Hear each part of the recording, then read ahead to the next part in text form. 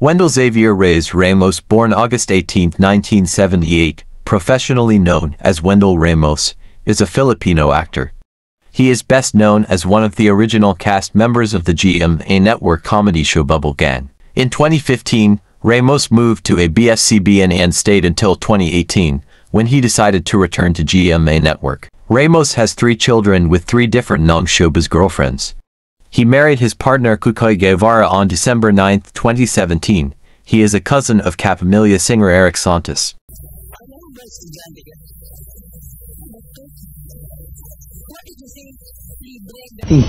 Hi. Hi, Nick.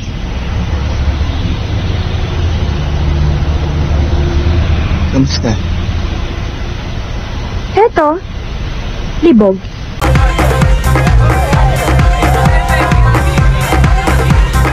Hindi ko siya kilala eh.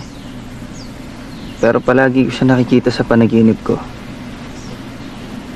Parang kilala ko siya eh. Pero hindi ko lang matandaan. Ewan ko. Iho, ako nag-aalala sa'yo dahil kasi parang yung mga nababasa ko sa dyaryo ngayon tungkol sa'yo parang... Hindi ako magdadrive si Bonpo. Walang pa-girl ngayon, ha? Walang magpapa-girl. Change outfit muna. Sorry mga girls, kailangan natin mag-pretend na lalaki. Wala na magtatanong, okay? Mga girls. O sige na, sige. Nagdadrive? Mando ka ng mando. Sinasabi mo, dadali.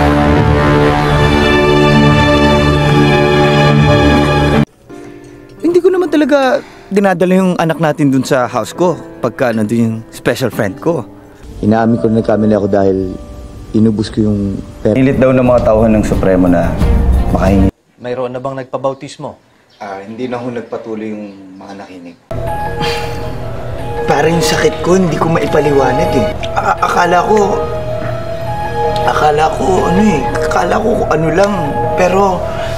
Ganda ng asawa ko ngayon, tsaka pati ang ganda. Kinaganda niyan. Ikaw din ah. Ha? Ano sinasabi? Sabi mo, bawi na lang ako pagka ano. Sige. Donald, change costume na ha. Alam mo, Gigi, parang masyado ka na maraming nainom.